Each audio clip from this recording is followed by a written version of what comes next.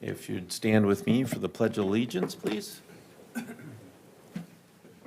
Allegiance to the flag of the United States of America and to the republic for which it stands, one nation, under God, indivisible, with liberty and justice for all.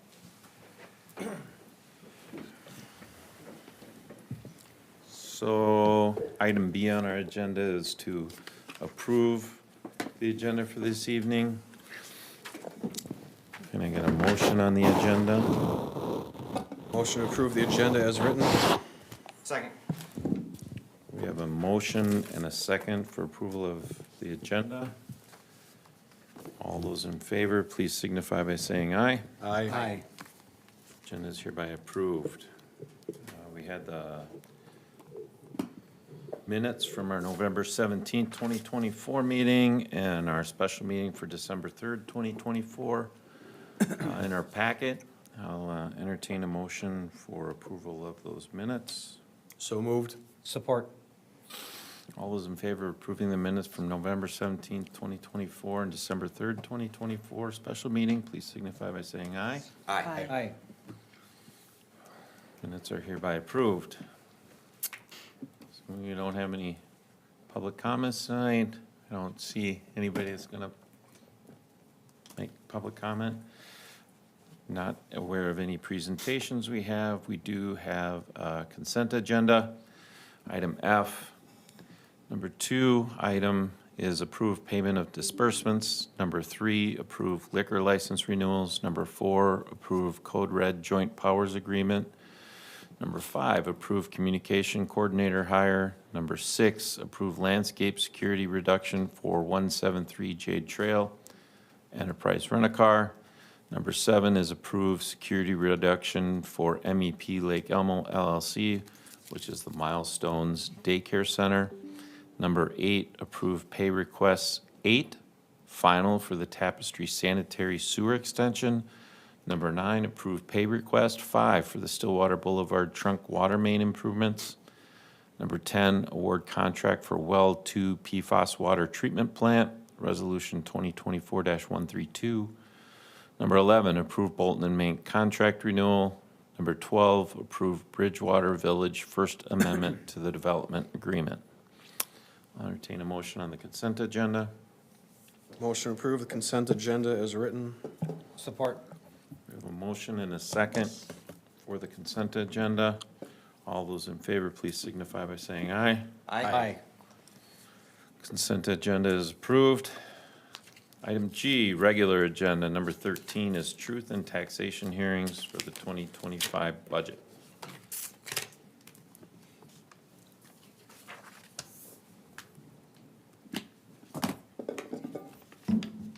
Julie, is this what your login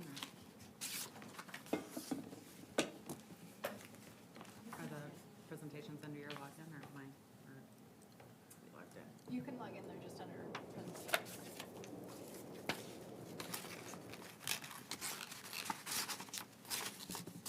This is really hard to log into something when you're like not fast.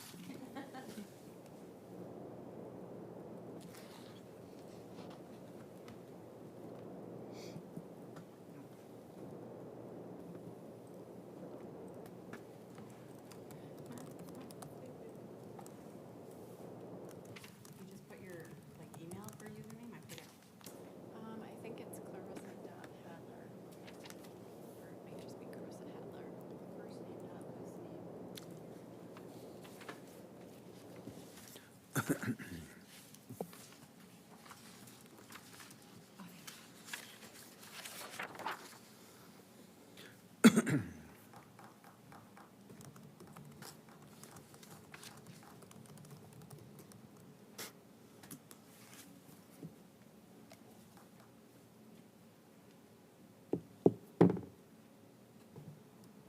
It wants to prepare Windows. Can I just switch it? I think you have to just let it do its thing. It's not doing it fast.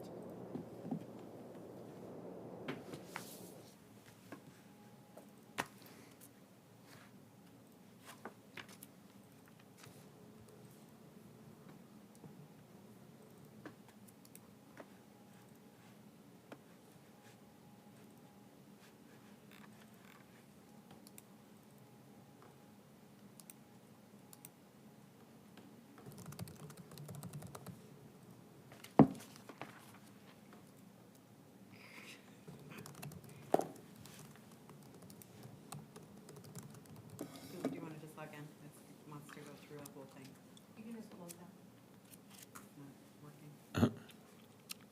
Yeah, the smiley face. Give it the unhappy face. It wants. It just wants to close. Can you just log in?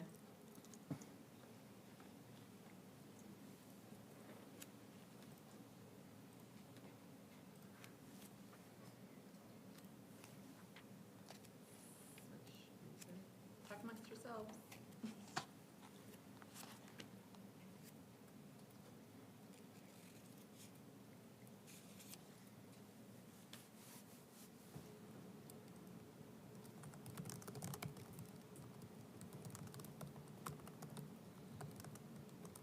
Might need to do something for I was mine. gonna say, is that who usually wins?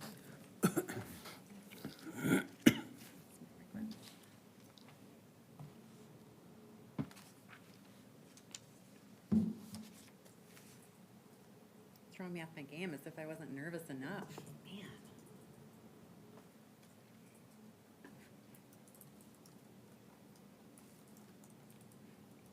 You log in? Yep.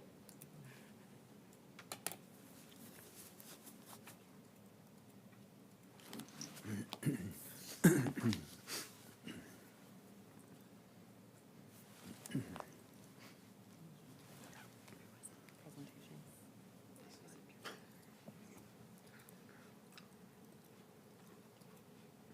At least this is the last meeting. Do you want the levy or the?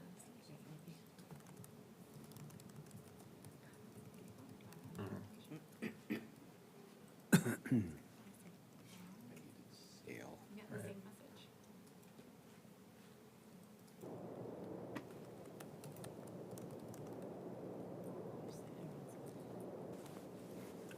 So who went to the Vikings game? Anyone?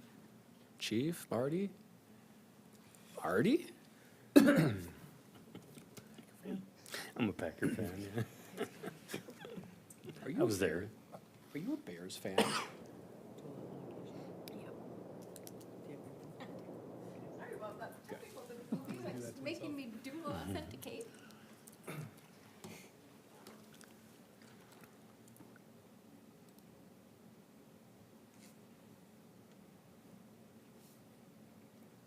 Was it 22? Yep. Okay.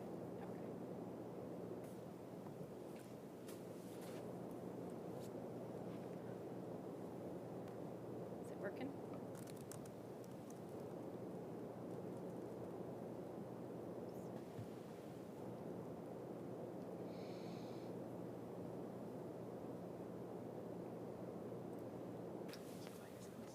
All right.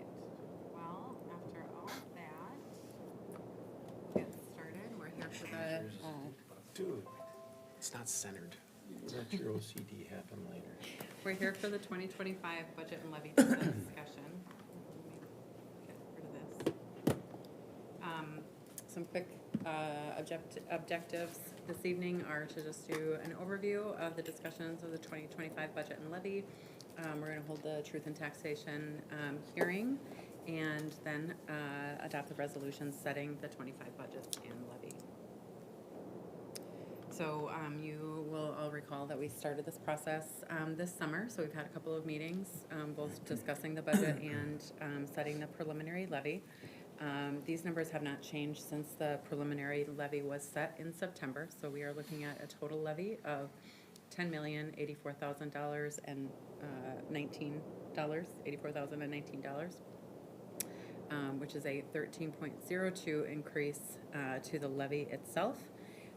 The tax rate will be increasing by 2.14%. And I just want to draw attention to the change in practice again, that we've set aside a separate levy for capital transfers. So these used to be transfers out of the general fund, and we've moved them to a separate capital levy. This is both easier from an accounting standpoint as well as, I believe, more transparent. So it's setting these dollars aside for a particular use outside of the general fund. So when we're talking about changes to each fund or to the general fund or each department, we're going to see some decreases, and this is the major reason why, is that we've moved those transfers out. So going into general fund expenditures, we have a few different categories that we use for those. General government, public safety, and public works. So I'll talk about these things in those categories. You'll see in this graph, we use about a quarter of our budget for general government, about half for public safety. And just to clarify what public safety is, it does include fire, police, and building inspections, all of which those are three of our largest departments. And then the green is public works.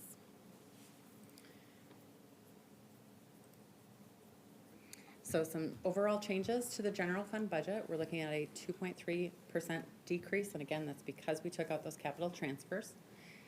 We did add a couple of new positions in admin and public works, and then we revised a couple of vacant positions in planning and building, which ended up saving some money.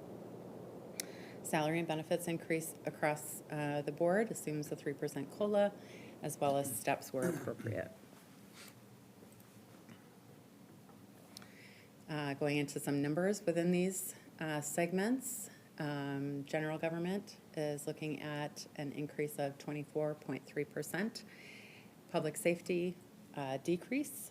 Public works, also a decrease, again, because of those capital transfers being moved out. And then transfers and contingency, also taking transfers out of there, so that decreases. So again, overall decrease of negative, 2.3%. If we did have those transfers in there, it would be an increase of 10%, just to give some perspective there. So for general government, again, this includes departments that manage overall administration, financial management, and development of the city. Major changes include, there were actually quite a few sort of large one-time / occasional purchases planned for 2025, including strategic planning, goal setting. There's a new communications position, new financial software, so that's actually going to be a 2-year investment. We'll spread those costs across 2 years. Comprehensive planning will start next year. And then we have some work on the fire hall, and 180 acres needs an EAW and an RFP. Those are a couple of new items from planning that has been requested here towards the end of the year. So that is general government. Within public safety, again, police, fire, building inspections. Sorry, I might have to skim these a little bit so I don't start coughing. Again, decrease because of the change from the vehicle transfer. With the vehicle transfer, it would have been a 3.8% increase.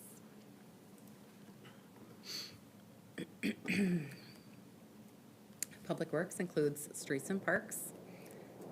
They will be looking at a 16% decrease because we moved both the vehicle levy and the street maintenance out of that department.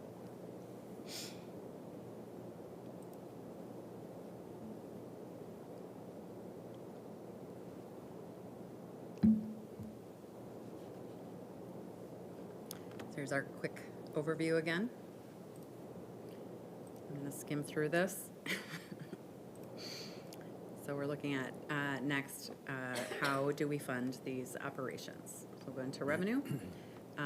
We changed a little bit, again, this because we're moving the levies out into a different fund. This revenue is for the general fund only. So we're looking at tax revenues in this fund decreasing by almost 7%. They're just getting moved over to a different fund. Overall, revenues in the general fund are looking at a decrease of 2.3%. We did change since the last time. We added the sale of the old fire hall. Again, this is a request from planning. And that just kind of balances out the EAW and the RFP for the 180 acres on the fire hall. Jason's here if you need any more details, obviously.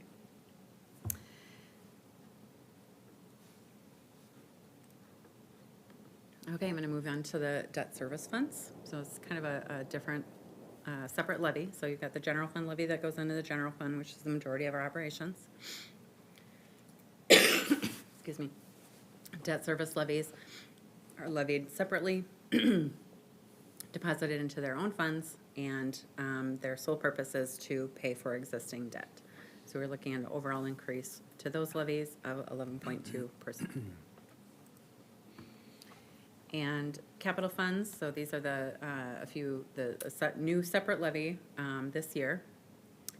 So I have it broken down right now between infrastructure reserve, so that would go towards street improvements. City center CIP is kind of a preemptive, we just built a very expensive building and we know we're gonna have maintenance to do on this building in the next decade, so we're just gonna start setting aside funds for that. Park CIP is intended to fill in the gaps, any gaps that the Park Dedication Fund fails to manage. And then we have the Vehicle and Equipment Fund, which has been existing, and the Street Maintenance Fund, which again, we're moving out of the general fund. So the overall increase to these, going from the transfers, you'll see the existing transfer that actually, I think, stayed relatively the same. We used to be at about $1 million, and now we're at 1.25, so roughly a 25% increase in our capital set-asides. So again, total levy.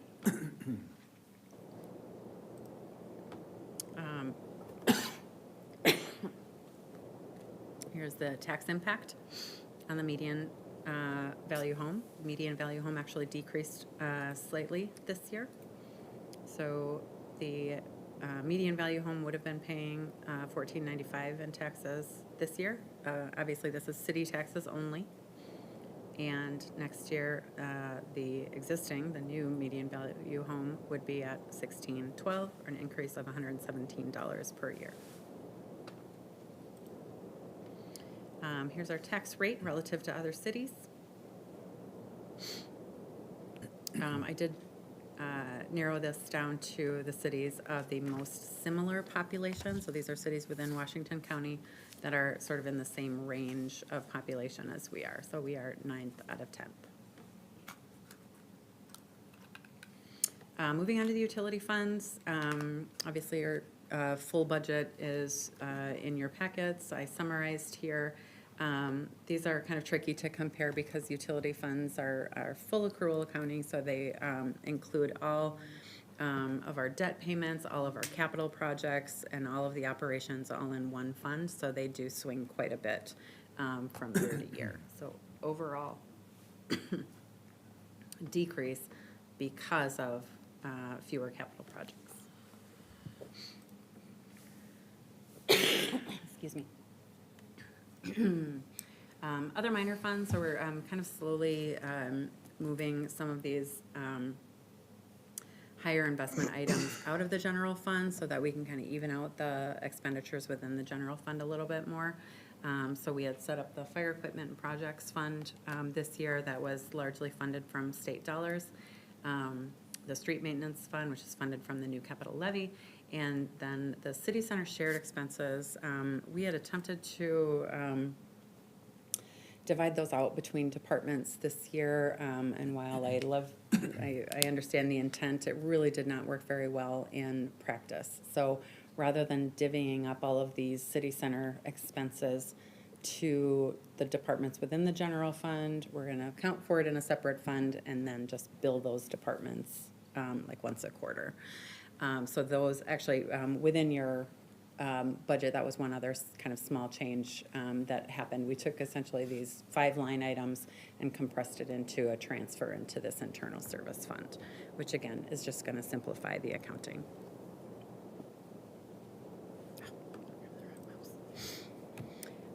That is all I have for you, and we do need to hold the truth and taxation hearing. And I'm happy to answer any questions, as is the rest of the department heads that are here. Questions for the finance director? Councilmember Hearn? Yeah, just one question here. So I feel like in the past, when we were talking about the increase in tax rate, I feel like we were calculating it differently. So like tonight, you're showing that it's a 2% increase, absolute increase, where I feel like in the past, we've been kind of aiming for that relative 2% increase. So like, for example, last year, the taxes went from 24.064% to 24.545%. I might have that wrong. I'm looking at the budget discussion. But either way, that was a 2% change, where this year, if we're calculating it the same way, it'd be an 8% change. We did, and I don't know if you recall that we talked about this at, I don't remember if it was the budget workshop or Yeah. the meeting before that, and I kind of addressed that with the council and asked if anybody had Must have kind of a. forgot. Yeah, if there was sort of a perception. So I tried to gauge that in advance. Okay. I understand the concept of the 2% over, but I don't think that that's sustainable. Our rate is so low relative to other cities and relative to the services that we provide, that we're just not able to do the long-term planning that we need to do, and creep up at that 2% over the prior rate. So from the long-term financial planning, where we originally said kind of aim for that 2% increase per year, you're saying that that's probably not feasible to stay at that level? Not from my studies of it, to, again, accomplish the things that we are trying to accomplish. Okay. But am I thinking, so at least if like I'm thinking of how we've calculated in the past, it's really more of like an 8% increase compared to last year, if we're calculating it the same way as we Relative did to the- previously.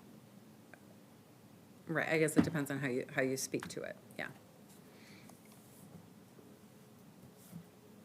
Again, sorry, just to clarify, and I'm just trying to understand this, because again, so when with the long-term financial plan, you guys can correct me if I'm wrong, I thought the goal again was 2%, like you said, maybe that's not sustainable.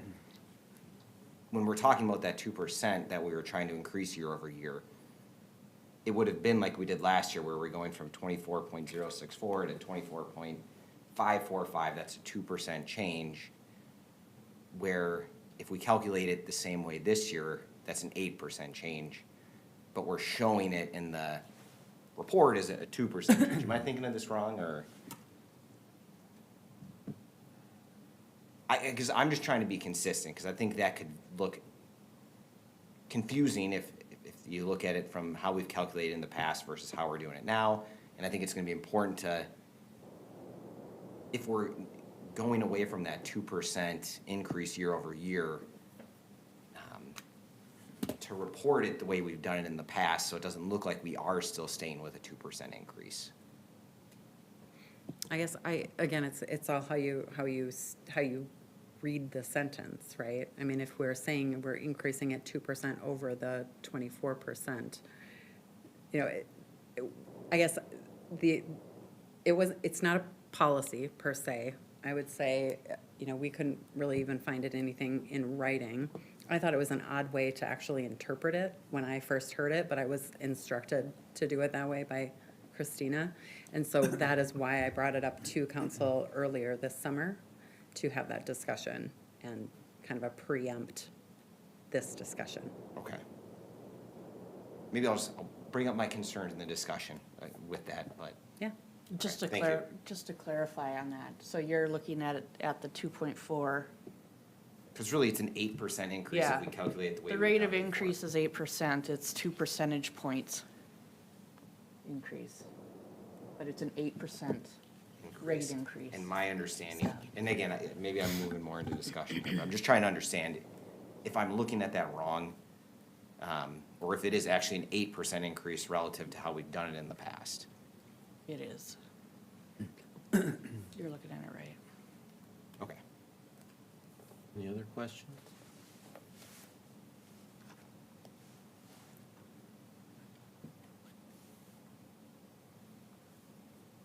We have to open a hearing, right? So I'll entertain a motion to open the truth and taxation hearing. So moved. Support. All those in favor in opening a truth and taxation hearing, please signify by saying aye. Aye. Truth and taxation hearing is open at 7:28. I don't think anybody's gonna be here to talk about it. So I'll entertain a motion to close the hearing. So moved. Support. There's a motion and support to close the truth and taxation hearing. All those in favor, please signify by saying aye. Aye.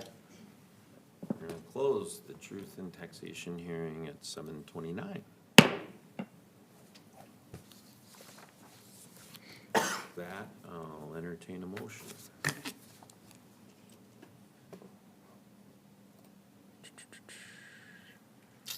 On the property tax levy and adopting various 2025 budgets.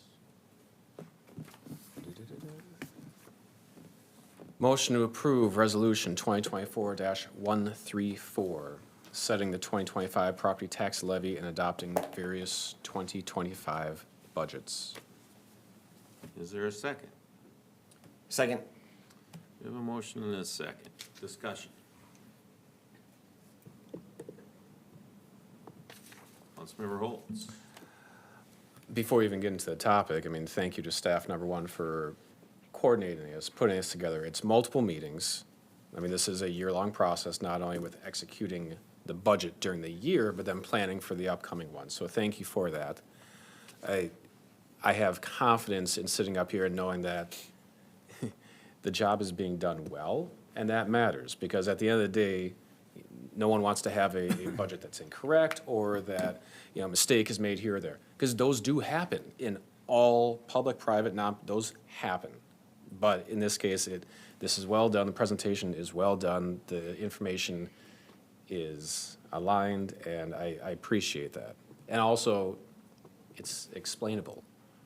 Like, if I'm a resident watching this and I'm seeing both text and visuals along with narrative, that helps to drive home something that is actually very complicated.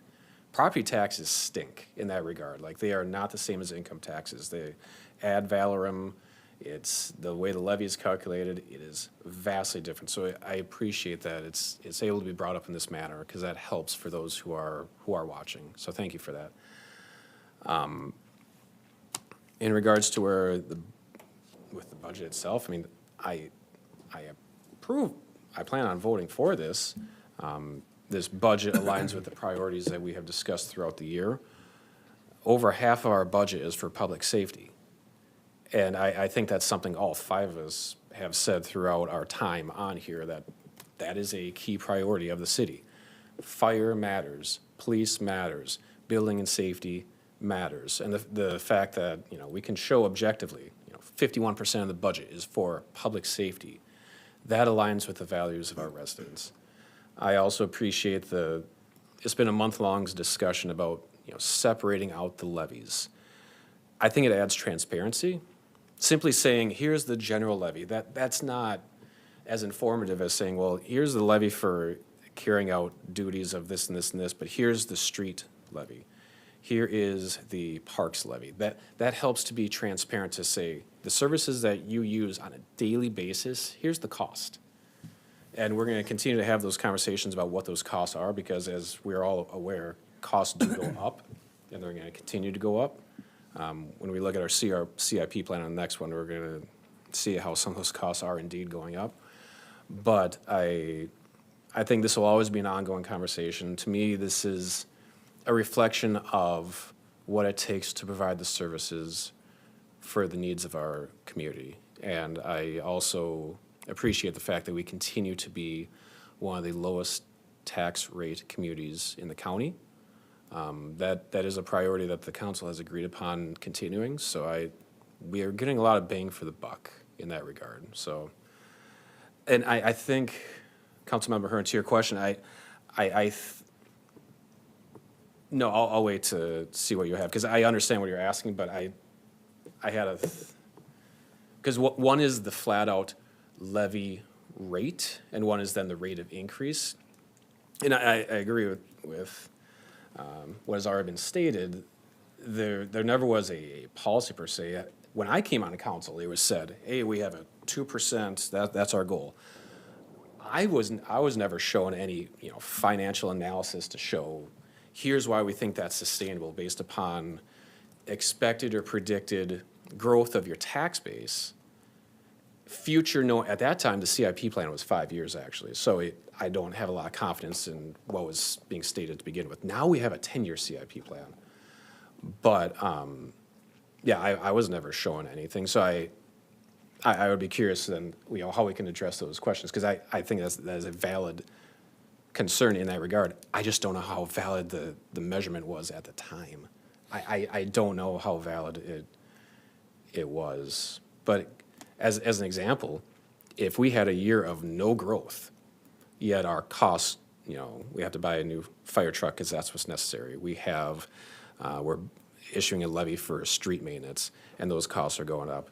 Yet if we don't expand our tax base, say there's no growth, there's no new businesses, there's no additional properties of any type that are paying for that higher use value, you would have a levy increase that much more because you didn't have the, so that is, there's a multi-factor thing to get in there. So I don't know where that statistic came from, honestly. But it is a very good goal to have, and I agree with prioritizing that as well. So 2.14, I think this aligns with where our community is at for providing the services that they expect. Councilmember Hearn? Yeah, so I'll just start too. I thank you for all the effort. And I know there's been a lot of questions that I've had at the previous meetings and leading up to this. So thanks to staff for listening to those. And obviously you guys have to make this work for you as well. And then we're going to bring up concerns. And I feel like some adjustments were made. So I do appreciate that. And taking our feedback on that stance too to still make sure we're being financially responsible, but able to help you guys do your job as well. So thank you for looking at those. I think one thing I do want to give a big thanks to her, I don't think we did this previously, but I do really like that graphic that we've been sharing in the fresh where it breaks down dollar for dollar. Even if you have $100, 50 of it's going to this. Again, to Councilmember Holtz's point of making it more digestible to somebody who's not reading through this and going to 5 different meetings about it. I think it does make it much more digestible to look at and quickly get an understanding of where the tax dollars are going. So I think there's a lot of great things. I guess my concern with the rate question that I had is my understanding is we were aiming for that 2% increase year over year with the idea of we want to avoid having a year where I think it was 2020, I can't remember which year, where all of a sudden we had to jump from 22 to 30% and then we bring it back down. My understanding was the goal by doing this 2% rate increase year over year was to help mitigate that. When that was brought to my attention, my initial concern is, well, that sounds nice, but if we keep increasing this 2% 100 years from now, that doesn't sound so nice. So is there some sort of guide rails to that? So now if we're changing it from 2% to 8%, if we're calculating it the same way, and we're planning on increasing 2 whole percentage points year over year, I don't think that's sustainable for If I could very just few years. clarify, can I just clarify one thing? Yeah, please. The tax rate is really just the ratio of our levy to our tax capacity. And so when we're talking about maintaining that tax rate, it's really just sort of a useful comparison to where we were and how we relate to other cities in this particular time. It's really only as good as like today's market. So in a recession, if all of a sudden we had a sudden recession within the next year and values crashed and we wanted to maintain our services, our tax rate would jump significantly. There's no way that you'd be able to maintain that tax rate because your market value decreased so suddenly. So I like using the tax rate as a comparison, but I do just want to kind of temper that expectation that we maintain it because we're trying to essentially balance, we're juggling all these different pieces of the puzzle. And that's just kind of one of them. So we're juggling operations, we're juggling projecting out our capital needs using our CIP, and we're trying to get into the, we're guessing at what our development is. And so all of these sort of goals and projections are sort of hopeful expectations based on the information that we have right now. That's my 2 cents. No, that's totally, again, yeah. I think for me, it is maybe just, I want to make sure that moving forward, we're calculating it the same year over year. Because I mean, again, I'm looking at the 2024 budget discussion, and it's an increase to the tax rate of 2% over 2023 from 24.064% to 24.545%. So you're taking the 24.064 divided by 24.545 to get to that 2%. With this year's, what we're doing is we're just taking 26 minus 24, and we're saying that's a 2%.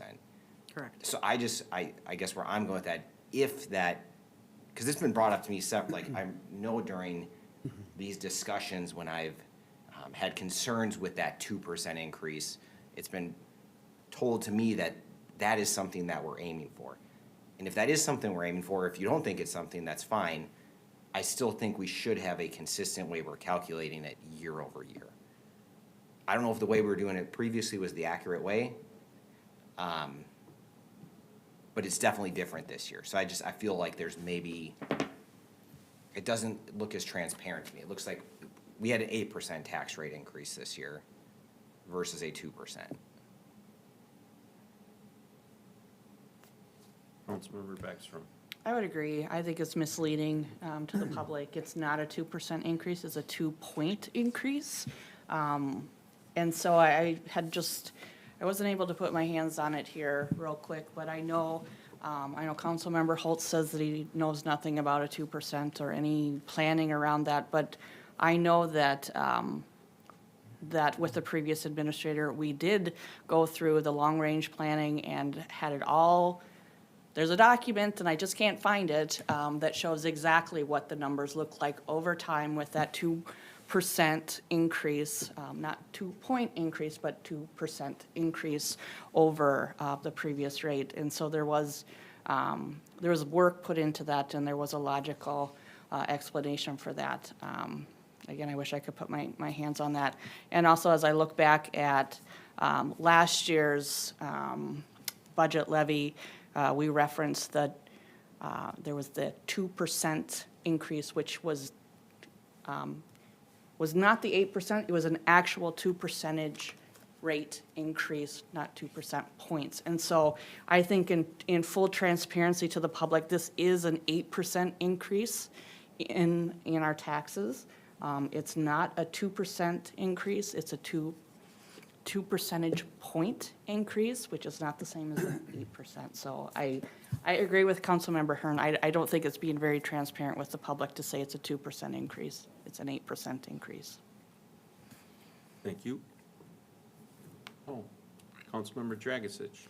You know, I think all this discussion, we have a very complex property tax system for most people to understand. And I think what really matters is, you know, what did the average home pay last year to the city for its services? And what will it pay this year? Because there's so many variables that come into there. Budgeting is your best estimate for what's likely to happen in 2025. I can assure you, as sure I'm sitting here, we're not going to end up where this budget says today, because there's things outside of our control that are going to happen, positive or negative, but they're not going to get there. A lot of work went in by the department heads and staff in the city to come up with a document. I think our role is, if there's an expenditure or a change that we're not happy with that affects the tax rate, then we should, you know, make those changes. And when we get to the end of the day, is the budget we're proposing providing the services that our citizens need and are willing to pay for? And the property tax impacts are the property tax impacts. Not that we can't ignore them, but if we don't want to see the amount of our tax levy go up 2%, from 24 to 26 from what our residents will pay, then we have to go back and say, what are we willing to give up, take out of there to drop it back down? I think we did a pretty good job of the budget, quite frankly. We're going to have more growth. It's a dog chasing its tail type thing where it comes to the growth and the impact on the rate. But as I looked at the budget, I thought that the expenses that we've looked at and approved were all made good sense for our residents. And I'm sorry that the tax rate will have to go up, but we do need more staff. We've had a lot of growth. Some of the levies that we've put in, the capital levies, will reduce borrowing going forward, which will save us money on interest costs. So it's a longer-term view, and we talked about that at the budget hearing. Yeah, it's a little bit more this year, but if we shave those interest costs off from borrowing, we save money long-term, which would be in everybody's best interest. So I think everyone sitting here doesn't want to see taxes go up in the city of Lake Elmo. On the other hand, we have to balance that against what services we need to provide and the level we provide them at that our citizens expect. Thank you. I concur. I'm going to call the question. We have a motion and a second to approve the resolution 2024-134, setting the 2025 property tax levy and adopting various 2025 budgets. All those in favor, please signify by saying aye. Aye. Those opposed, same sign. Hearing none, passes. Thank you for all of that.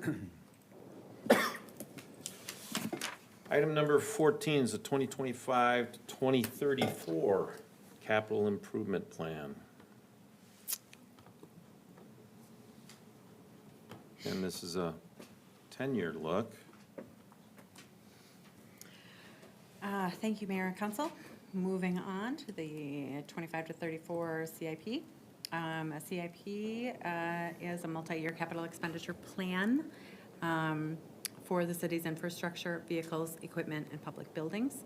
We just moved from the 5-year to the 10-year CIP in the past year, so we are continuing to build that out. We also upgraded our software this year, which has been a huge improvement in being able to track and report on our fixed assets, and I expect building out that database will continue over the next few years as we kind of get a better picture of our long-term needs. The Minnesota Land Planning Act requires implementation of a plan of the comprehensive plan to include a CIP for major infrastructure needs. So we did have the Planning Commission review this in November, and they voted to support it. Our capital plan includes anything that is $25,000 or more and has a useful lifespan of 5 years or longer. Within the plan, we do have listed the funding source. So we have a number of funding sources, including debt issuance, special assessments, the general fund, park dedication fund, our utility funds, some municipal state aid, grants and donations, and our vehicle replacement fund. We do prioritize and rank each item as well. And so here's an overview of the current plan. So we're looking at just over $162 million in projects. I would note roughly $50 million of that is water treatment plants that are funded through MPCA. So that's a very large chunk. The graph is a really nice, I think, view of what we spend our money on. And so you'll notice that the red, starting up here at the top, is building and finance. And then the building department is so small, you can't even see it. And then it goes into fire. And everything starting at this light yellow all the way around to the blue is streets, parks, water, sewer, and storm. So real infrastructure.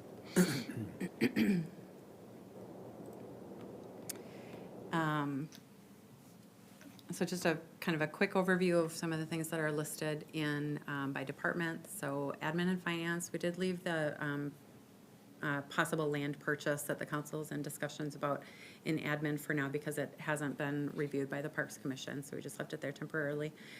New financial software to build efficiencies in my department. Building department just has a vehicle replacements. Fire has a number of vehicles and equipment. And then public works is, of course, divided into sort of general public works, which is streets and general maintenance, parks, water, sewer, and storm. So here's an overview of public works type projects. Vehicles and equipment accounts for $3.5 million. We just started budgeting for some items at the Public Works building this year.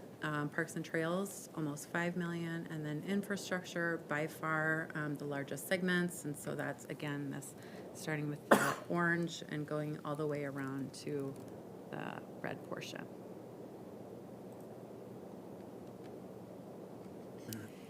For vehicles and equipment, we have 31 items totaling $3.5 million.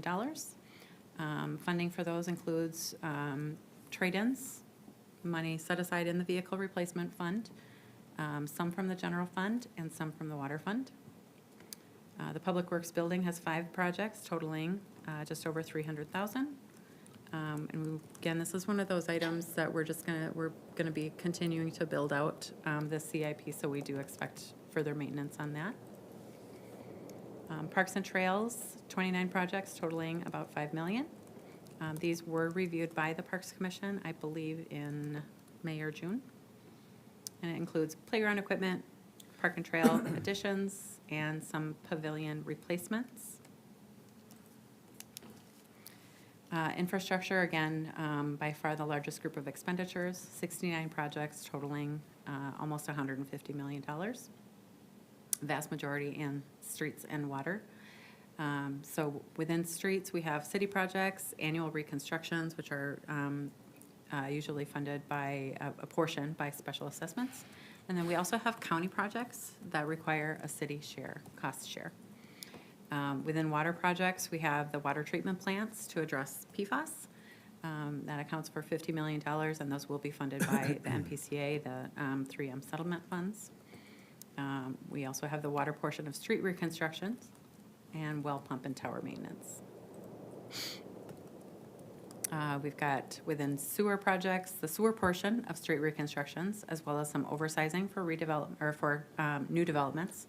And then in stormwater, we have some regional drainage improvements and some stormwater reuse projects. And that's my quick recap. I'm happy to try and answer any questions or point you to the staff members who can. Councilmember Beckstrom. I wonder if, for the general public who is, for those watching, if we could just put it on the record, could you speak to the ball field fund information in here for 2025? And I think we've got that in the interfund transfers. So could you speak to the nearly $3 million that is in here for potential ball fields? Is there a specific question you have? I guess I'm not sure. No, I think we just want to put it on the record that this is part of the CIP, that there's nearly $3 million being put in here. And if there's anything you can speak to about that and how that will work with the CIP. So the CIP, again, is a plan. So this council adopts it annually. And then right now the practice is anything within the plan gets addressed at individual council meetings. So if there's a truck in the plan, it comes back to council for final approval.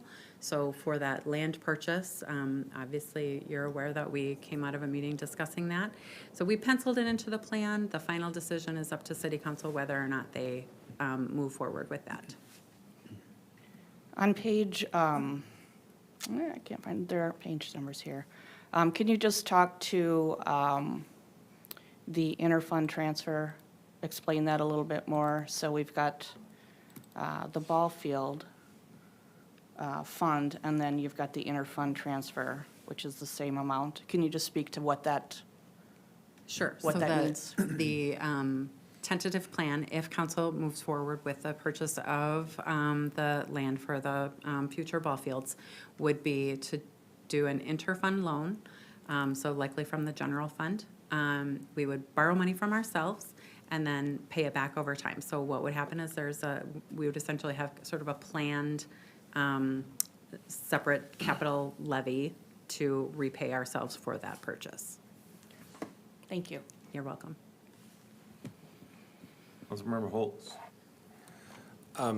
Couple more specific questions, like page 135, and that's with the village crossing for the railroad. The label for that is, oh, of course, can't preview file. The fund for that was a different type of fund. I assume that's the escrow funds from developer. It had a different label than what we have for. Do you know what that's categorized under, Jack?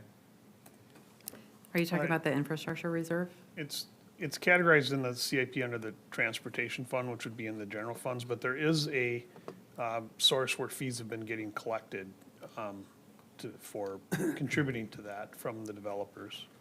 It's labeled as infrastructure reserve fund, and it has 960 coming up for 2025, but I was under the impression that, yeah, there was some in escrow from Chase as well. There is some left. There have been quite a few planning, design type expenses over the last, I think the Yeah. original money came from almost 10 years ago, did it start?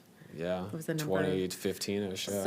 So there's not a lot left in that fund, frankly. All right. And honestly, the infrastructure reserve fund might actually be an overstatement. There's not going to be $900,000 available in that fund for that particular use. So that might be a mistake on our part.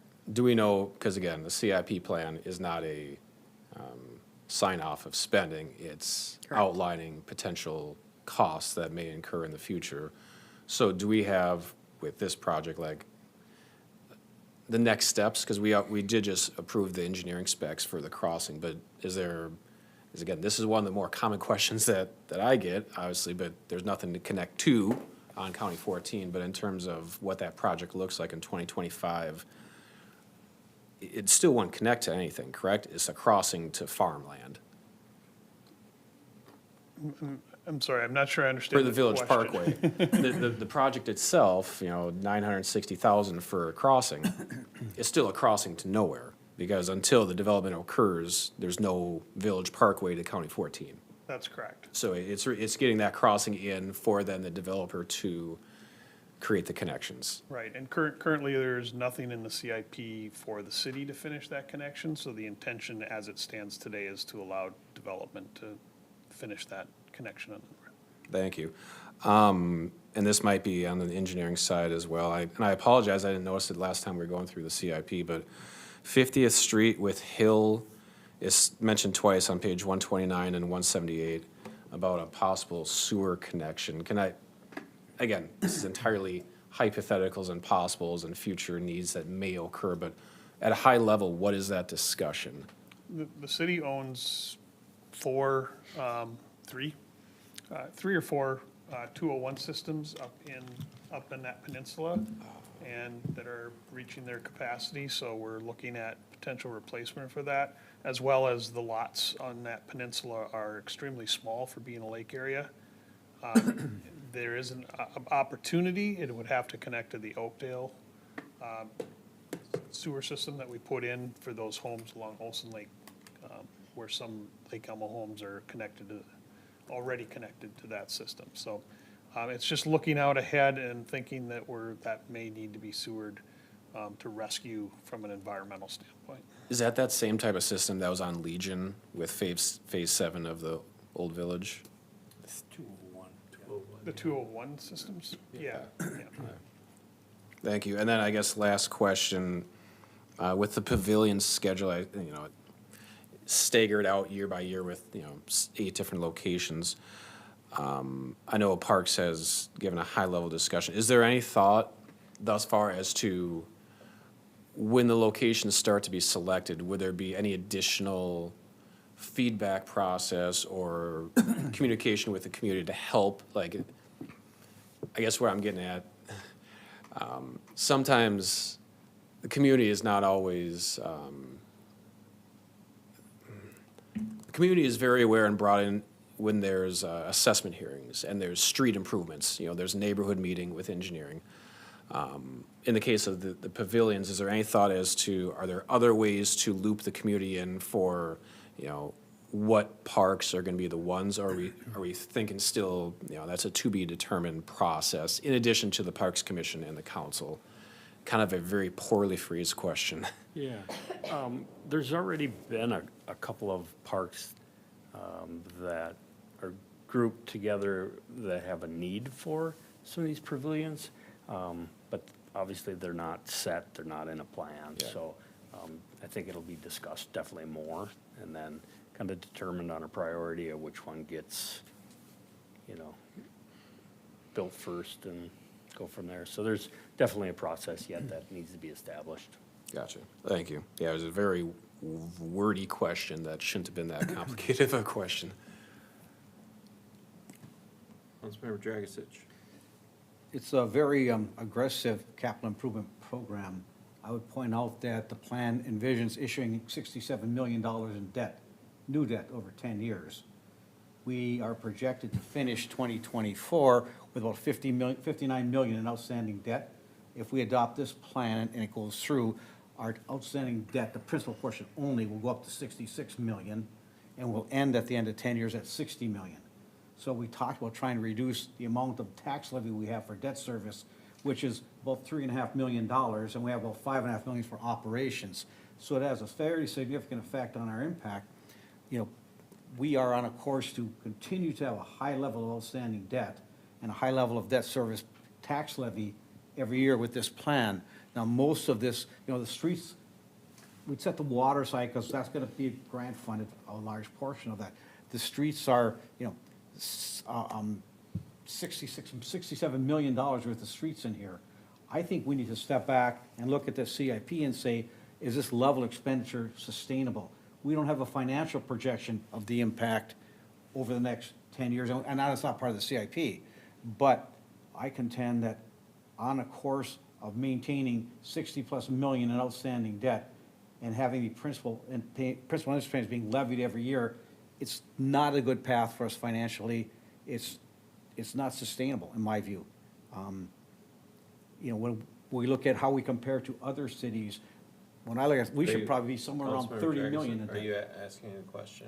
Yes, well, We don't the have- question We is, don't have a motion for discussion yet, so. so the question is, does it make sense for us to approve a plan that maintains us at such a high level of debt and a high level of property tax levy to pay that debt? Are you directing? That's a question. Not a question for finance, it's a question for the council. Oh. So really, more of a question for discussion is what you're saying? Yeah. Okay. All right. Well, I'll entertain a motion if we'd like to, in a second, if we want to have some discussion. And Motion to adopt the 2025 to 2034 capital improvement program. Second. all those, our discussion, sorry, didn't want to jump right into that. Discussion on the CIP. Councilmember Holtz.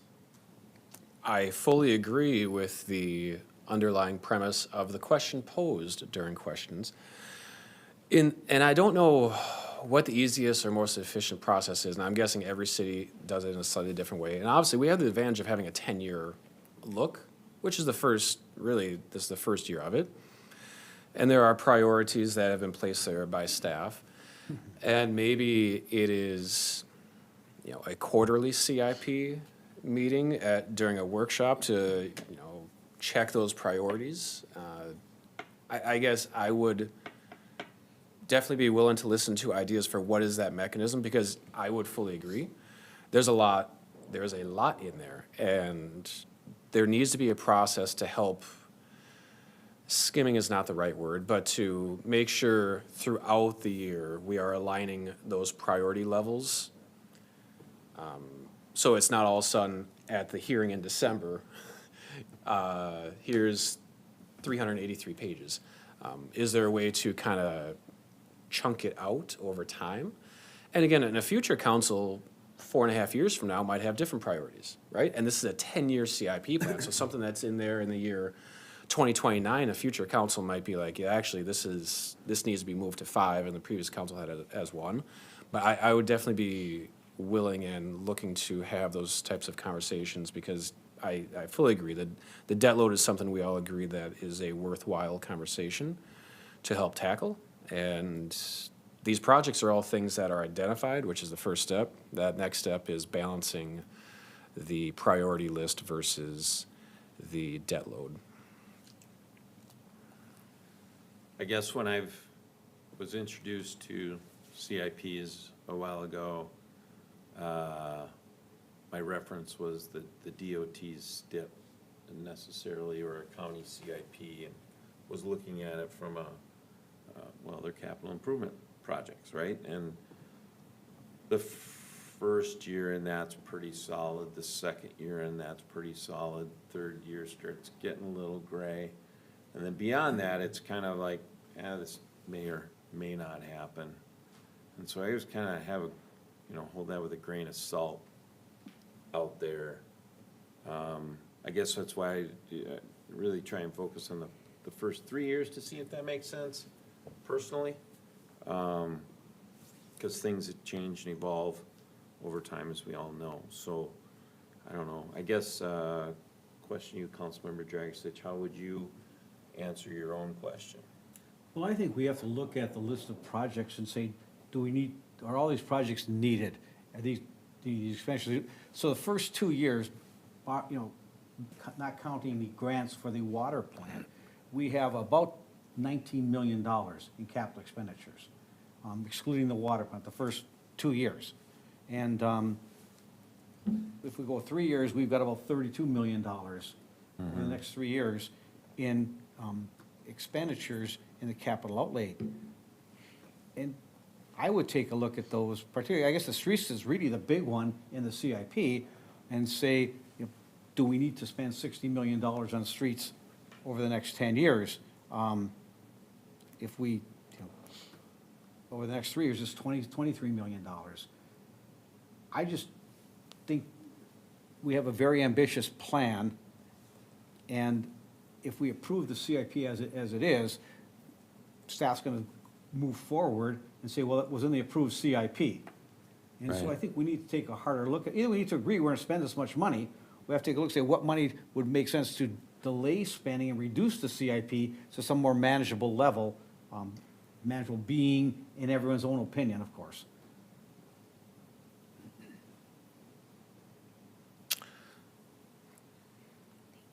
Can I ask a question? Absolutely. And you mentioned that because roads are obviously a big one, and the sewer one, obviously, that, you know, we don't know yet with, in that neck of the woods, and that was,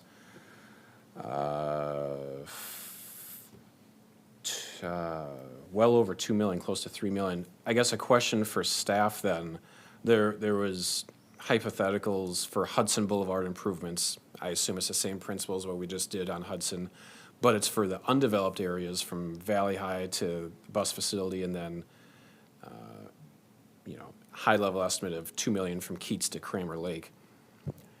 Is that based upon the roads are atrocious there, yes, and they need the improvements. Is that based upon the hypothetical that development probably isn't going to be occurring in the near future, and we need to do the improvements now because, you know, we already had a potential development in one of those spots that definitely did not occur. So is that kind of balancing that it appears it's not going to be developed, therefore we should incur the cost and to make sure the road is safe?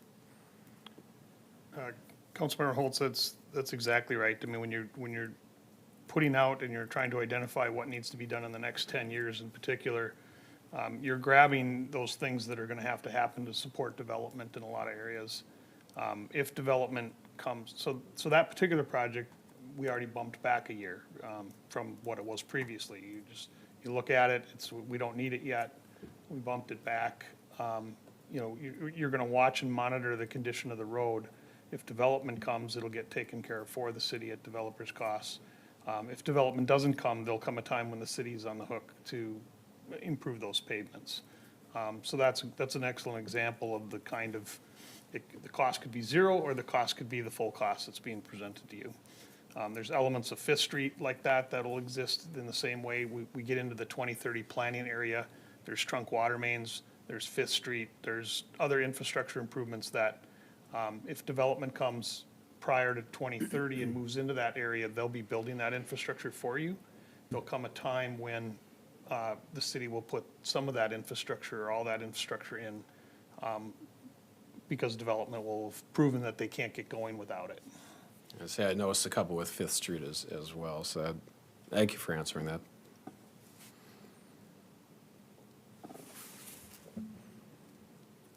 Sorry, Councilmember Hearn. Sorry.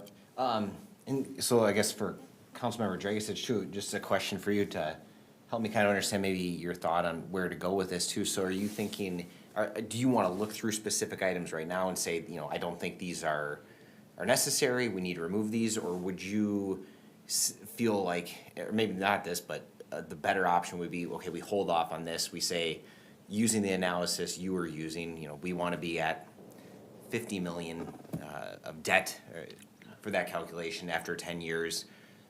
Staff, you know, using that as the threshold, please come back and give us the 10 years CIP, assuming like that's the limit that we're going to approve.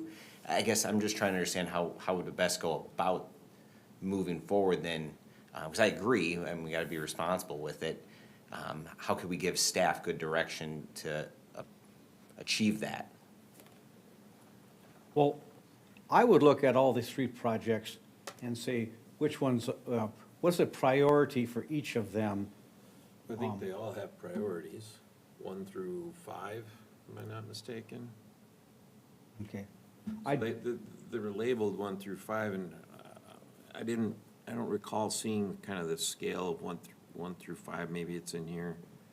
But I'm assuming 1 is like, yeah, that's necessary, and 5 is, well, yeah, if we, Santa Claus comes to visit, that'd be great to have.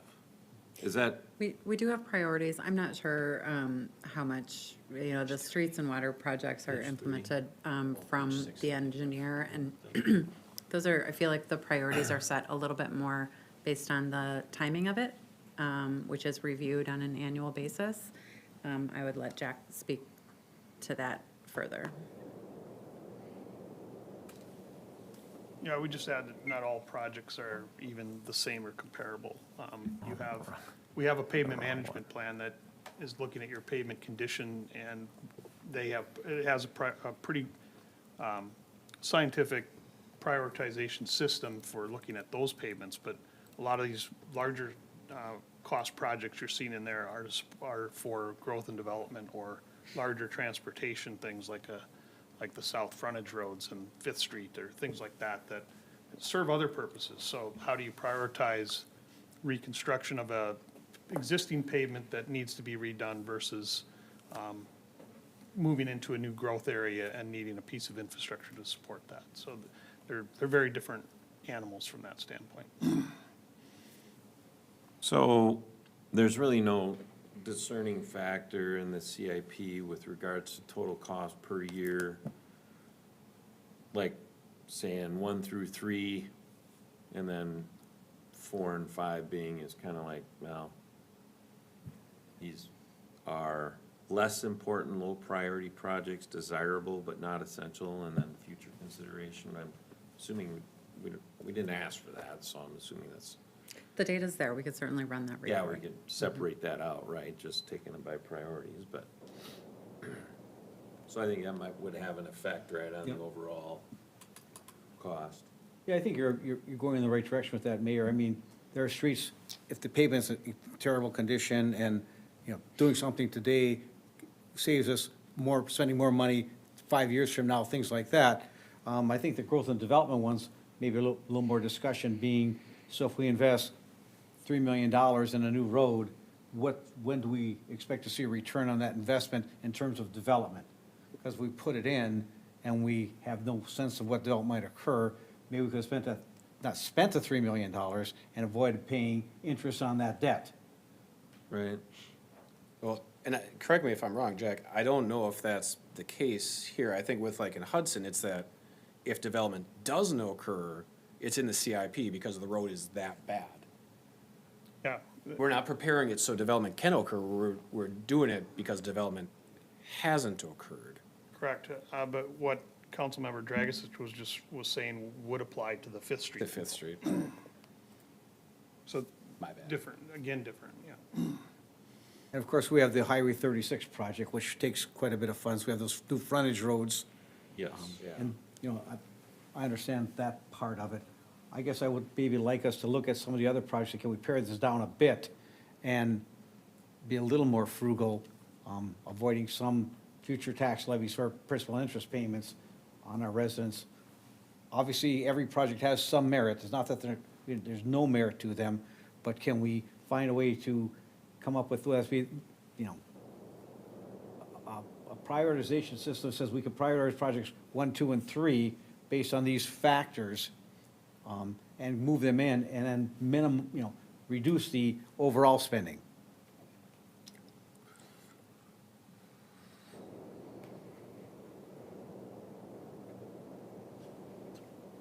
Okay, I know I'm a bad boy, but No, I'm just, gears are grinding. So I know that we're supposed to have a CIP every year for the next at least 5 years by statute, correct? Yes. So in part, that has to be today. Yeah,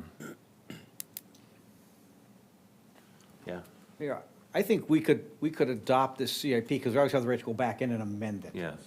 You know, I think the discussion we're having is just something's in my mind, and I know some of you have weighed in, but you haven't had a chance to think about it, maybe in the context I thought about it.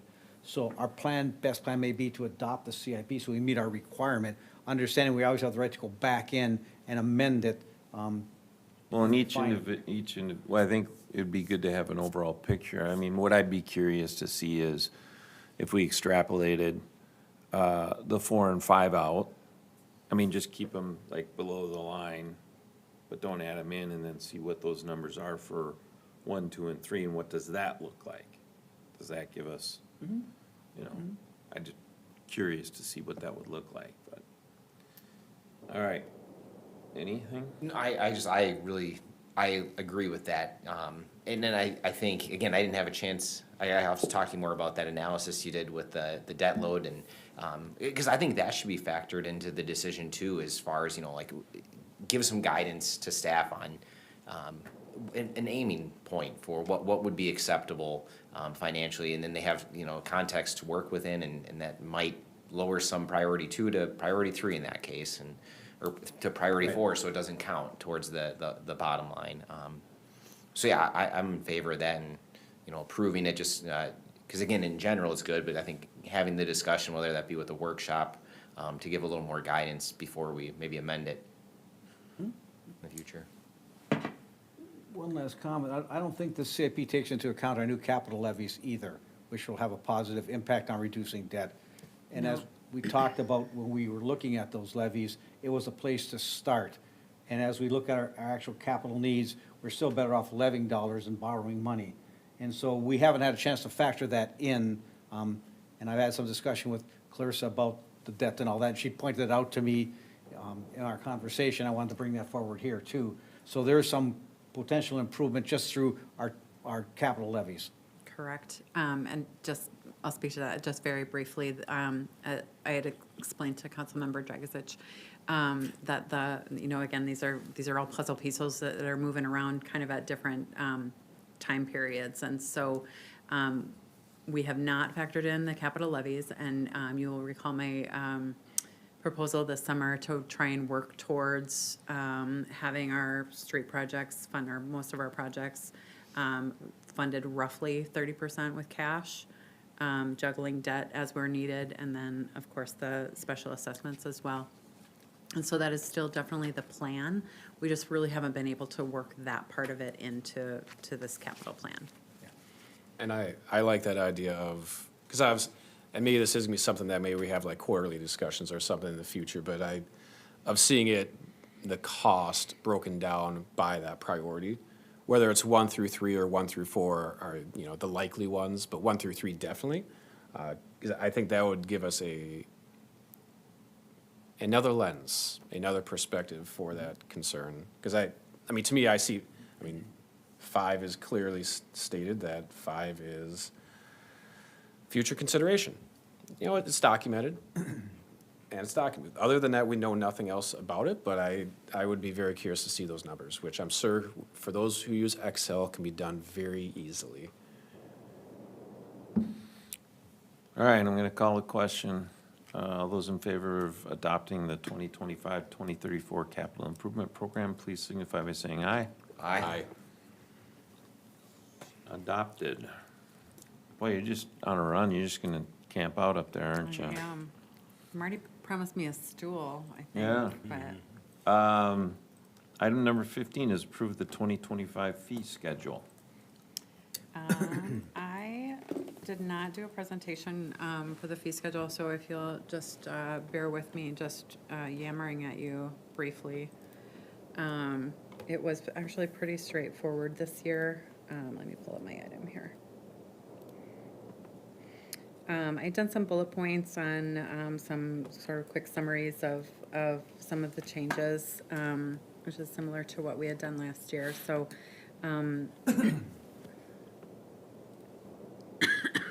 excuse me. Building permits for single-family residential basement finishes were split into 2 segments, over or under 300. I'm not going to be able to read all of this. I'm going to start.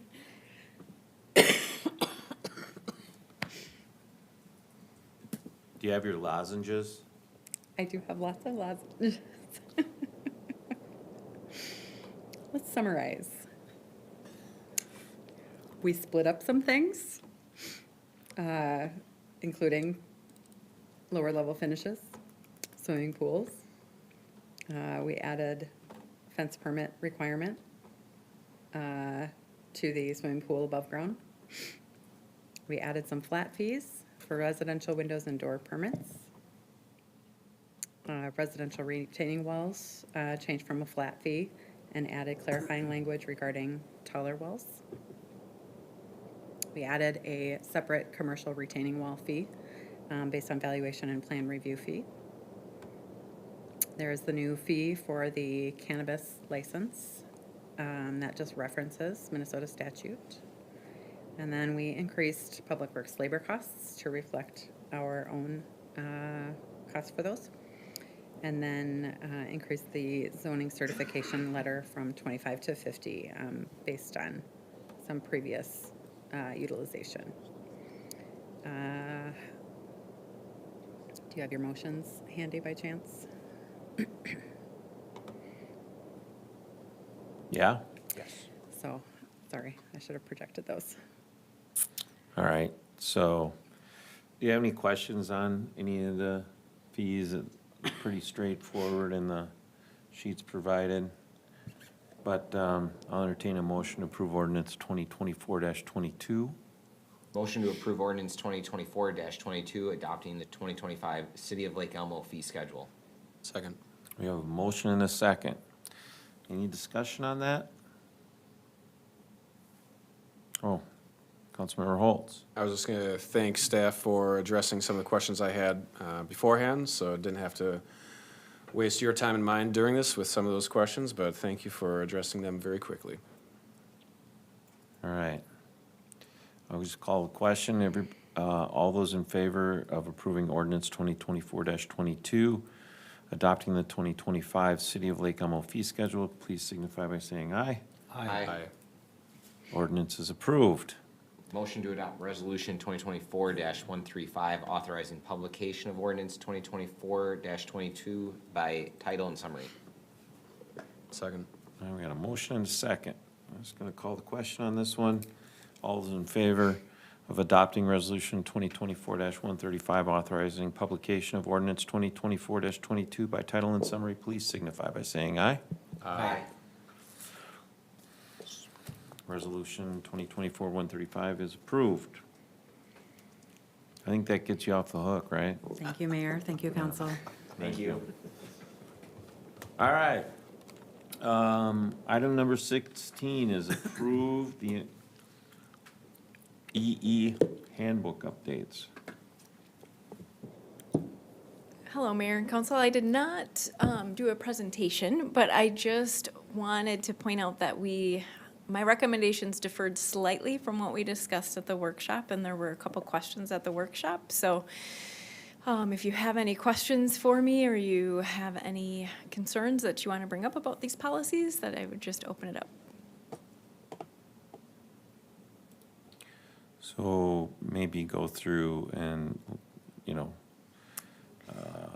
verbalize what was different than what we talked about in the workshop. Okay, so we're adding an ESST policy, that's the earned sick and safe time. At the workshop, we discussed front-loading 48 hours on January 1st to all full-time employees and then cashing those out at the end of the year. We discussed whether we'd be able to cash those out into the MSRS healthcare savings plan. And I did not hear back from the lawyer on that, but because the statute recommends one of three options, and one of the options is front-loading 48 hours and then cashing it out, I'm more hesitant to suggest that we should cash it out into the MSRS, and we should just cash it out as cash on that last paycheck of the year. Okay. And then for the vacation policy, so we're essentially taking the annual policy and separating it out into a sick and a vacation leave. We had discussed doing a cash conversion of excess vacation hours. And after discussing with the financial implications, I did not make any changes to the cash out. I'm gonna keep it at 40 hours, which is what it's at right now. But in lieu of our discussion at the workshop where we talked about it being 60 hours, I'm suggesting that we put that 20-hour difference into the carryover so that the balance that people can carry over increases by 20 hours. What's the carryover balance now? It's 240.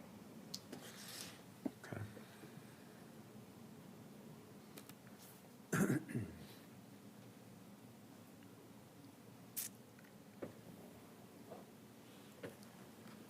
Yes. Yeah, so, a question, so, and, now that they are separated, and I'm guessing, I think I'm reading this right, but the annual per pay period accrual rates and the total, that has not decreased even though we've added in additional hours with ESST, correct? Correct. Okay. And I apologize if that was discussed at the workshop. Was that a discussion point? No. No. Okay.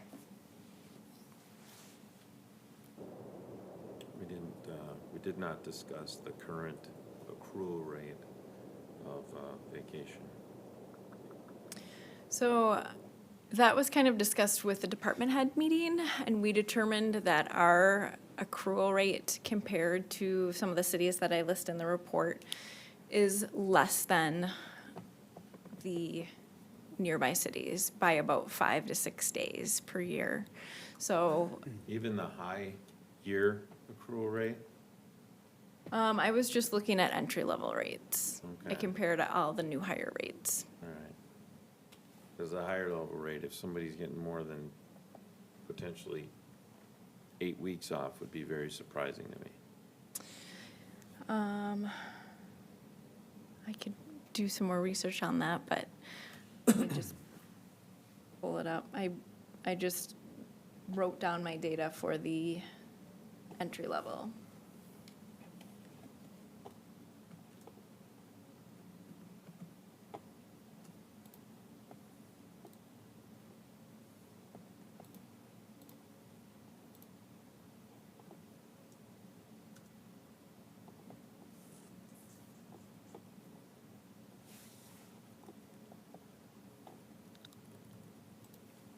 I don't think I'm gonna have an answer for that right now. I'd have to No. research it a little. Yep.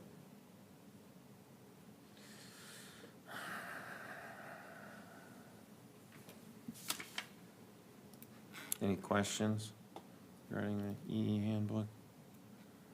All right. Motion to approve updates to the employee handbook. Second. Discussion? Oh, here, Councilmember Hearn. So, I guess I had to kind of think through this with my business as well, with the SST, so I've seen it, I think, I guess I'm having a challenging time here, because when I, see this with the SST, I see it as, it's guaranteeing time for the safe and sick time, which originally was kind of the intent of when we're giving, employees PTO, that you were kind of expecting that some of it was gonna be that, and this is just guaranteeing that there is time if a company doesn't offer PTO. So when I see this, I kind of feel like, well, there should be a trade-off. Now, I'm having a hard time with that trade-off because of the lower end of the accrual rate being 15 days of PTO. And if I say, okay, well, we should take off 6 days for the 48 hours, you're down to 9 days of PTO at that point, which I don't know if I feel comfortable recommending that. But then we get up to the higher side with the 32.5 days of PTO that the high end is accruing, and now you're gonna throw on another 6 days. If everybody was around that 30 range, I would be more in favor of decreasing the vacation time for the term we're using now, since we are offering the ESST. I don't know if there's any, I don't see how we could do this without making it really complicated, I guess, is where I'm kind of held up, because there is such just a wide range. So that's I guess that's my concern with this. On the high end now, we're looking at 38, 39 days of PTO, which is definitely on the high end. from the standpoint of the carryover, again, I'm tend to be more in favor of keeping that a little bit lower from the financial liability standpoint, from a employee benefit and employee perk. Obviously, it's nice to have more, but from the financial liability to the residents, I guess I still would prefer to see that be lower. So I don't know if there's any other thoughts or discussion on that, or if maybe I'm just alone in that feeling. I'm thinking along the same lines. I'm not interested in carrying more than 240. I think that's on the high side of general practice, at least what I'm familiar with. It does create a liability. I mean, if you're a corporate business and you're having those and you keep expanding that, it becomes costly if when people that carry that, and if they're able to add to it, when they decide to retire, that's a liability that your business carries. So I'm in favor of keeping that at 240, especially since we're adding ESST. And I know that's state directed that we're providing that, so I guess that's kind of where I'm at on that as well. Councilmember Beckstrom. Just a question, and I'm sorry I missed the workshop on this, but can you just, in a couple sentences, what changed in May that is driving us to then change our policy around this? Sure. So in May, they amended the statute to indicate that if you had combined your ESST with your current PTO policy, that all of your PTO hours now need to follow the ESST statute, meaning that they can be called in the day of. We can't ask for people to let us know in advance unless, of course, it was vacation time, that we cannot require our on-call staff to find their shift replacement if they're sick. So a lot of times in Public Works and Fire, if they're unable to work their shift, they find somebody else to replace them. And then we were just worried that it opened up abuse, because essentially then all of your PTO hours could just be a call-in. Oh, I didn't ask for it off because I was worried you might say no, so I'm just calling in sick. All right, thank you. An amend? Yeah, I'd like to make an amendment to the motion and maintain in the, I think it's in the page 81 of the PDF, to where it says full-time employees may carry over forward balance of unused vacation leave from 1 year to the next. The maximum vacation leave carryover from one planned year to the next is, make that 240 hours instead of 260 hours. It's a motion. Can I get a second? Second. Motion is second. Discussion. I've already said my piece on it. I think Matt said his piece. Anybody else? It's defensible. All right, I'll call the question. All those favoring the amendment to change from 260 hours to 240 hours of the vacation leave carryover balance, please signify by saying aye. Aye. All right, so that's made at 200, the amended is 240 hours. Any other question or any other discussion on this? I have a question for clarification. So another change was increasing the firefighter career balance from 240 to 300 because they do accrue at a higher rate and they are required to take 24 hours off for every shift that they want to take off. When we implemented that leave last year, we did not change their carryover. And so if we increase their carryover to 300, it is essentially the same amount as the city staff based on how they accrue. So I just want to make sure. I'm confused, sorry. No problem.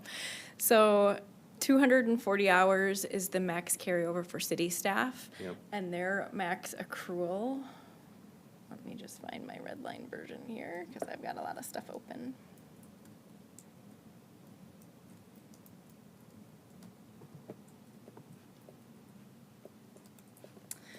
So city staff can carry over 240, and they are earning, the max is 10 hours. The firefighters earn a little bit more because they're required to take 24 hours off a shift versus 8 hours off a shift. So their max accrual is 13 hours, but their carryover remains at 240. So if we increase that to 300, it kind of matches what the city Oh. staff can carry over. All right, see what you're saying. With And how again, we this amend isn't saying you shouldn't have, I think we discussed it at the workshop. I think when we start putting in these carryover options of massive amounts, what I call massive amounts, is then people don't use it. And we want to encourage the employees to use the time that they have instead of stacking it and not going on vacation. So I'm gonna make another amendment underneath the accrual rates for career firefighter vacation leave, that the career firefighters carry over from one plan to your next to 300 hours. Okay. Be in line with other city employees as opposed to 320 hours. Second. All right, we have a motion and a second. I'm just gonna call a question. All those in favor of the amendment to change it from 320 hours to 300 hours, please signify by saying aye. Aye. All right, that passes, so. Thank you we're for all addressing that. Square, right? Yes. Thank you for bringing that up, I appreciate that. So, I'll entertain a motion, or, we had just had a motion, right? Correct. So. The it's underlying motion. The underlying motion that's been amended twice. Yep.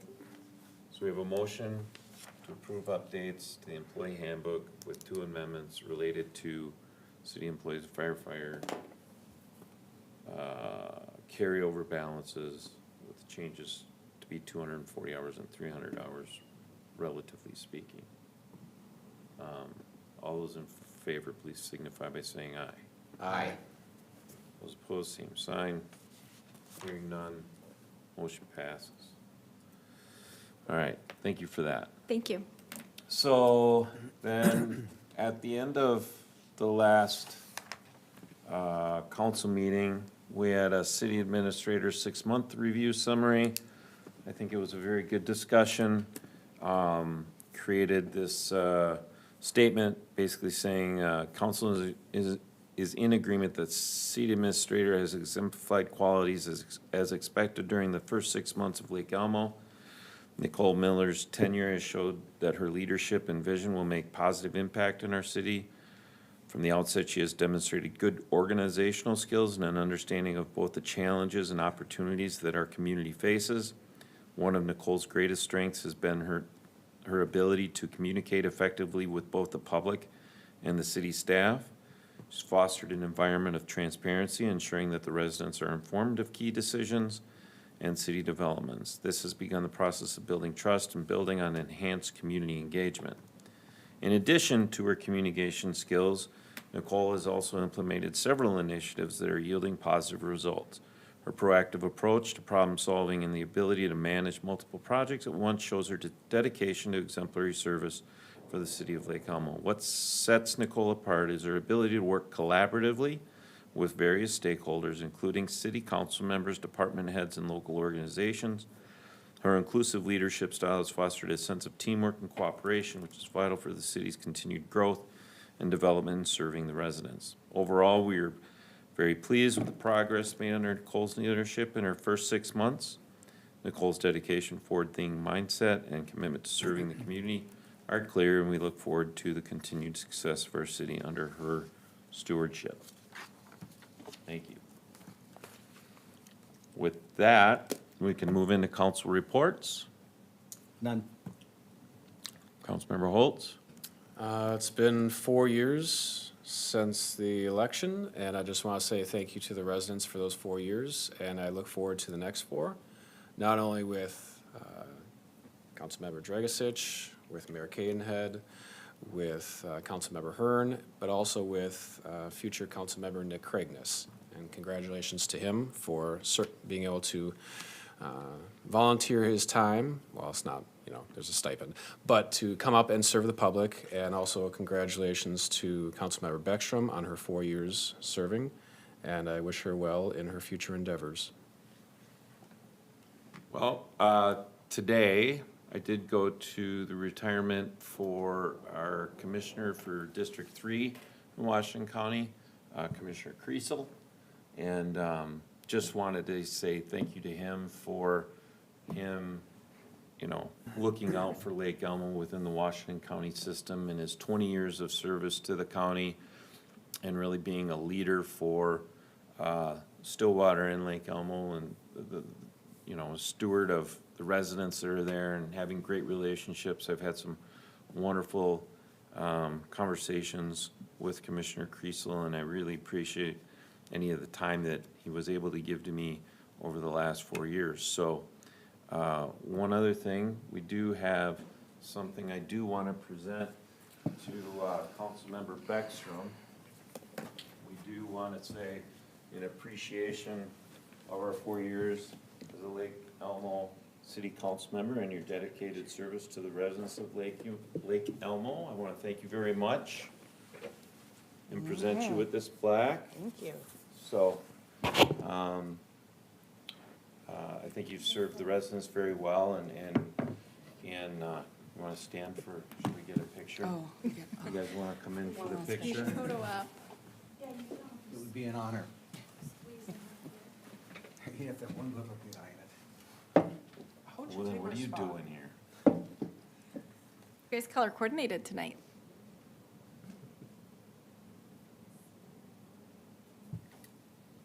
And that was a Christmas card. So thank you again. And that's all I have. Well, it's hard to believe it's been 4 years.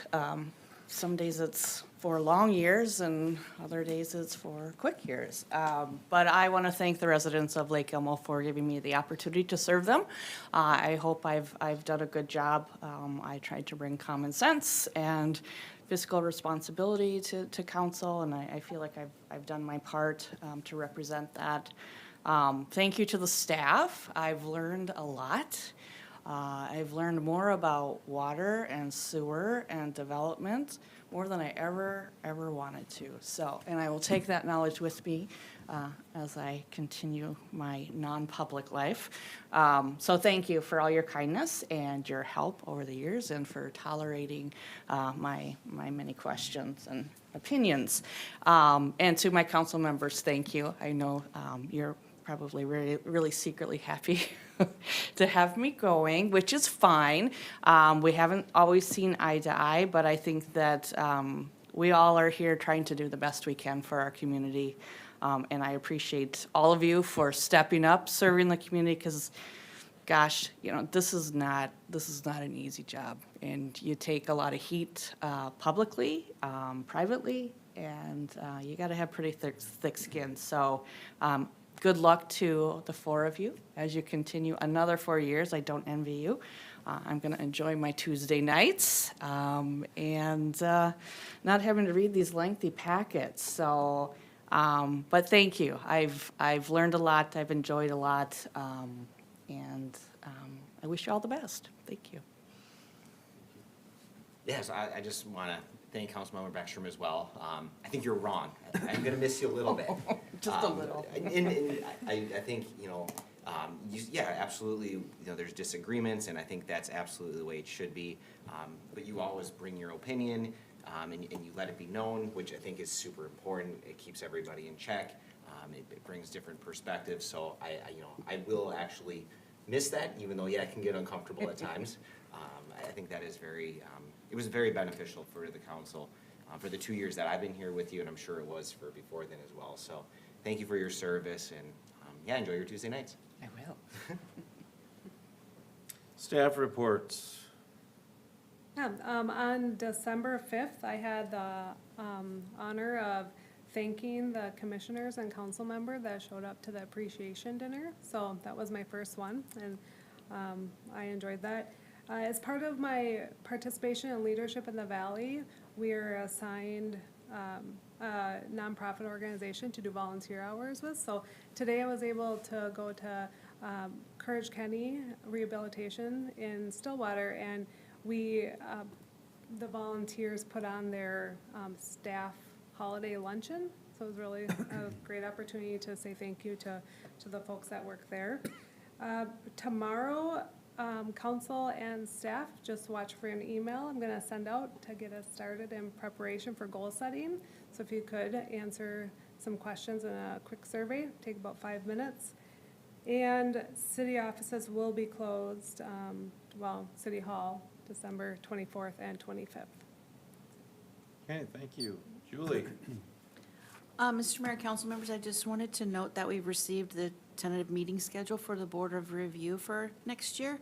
And they have Lake Elmo scheduled for Tuesday, April 15th from 4:30 to 6:30 PM, which will be right before our second council meeting in April.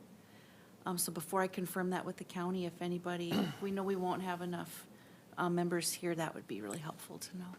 I will not be here. I already know that. Okay. Tax day.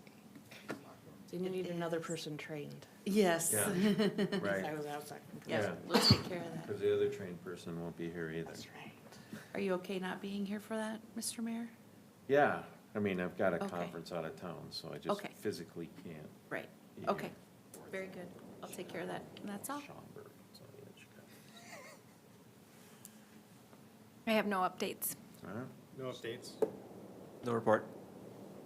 You talked enough already. Director Powers, I'm good. No report. Jack, No report. Sarah? I'll be on vacation December 26th through January 3rd. Nice, good for you. Use some of that bank vacation time. Oh, wait, you don't might build not it get up. that. All right, with that, we are, thank you, everybody, for this year of 2024. It's been a pleasure, and we'll see you in 2025. Meeting is adjourned. Thank you.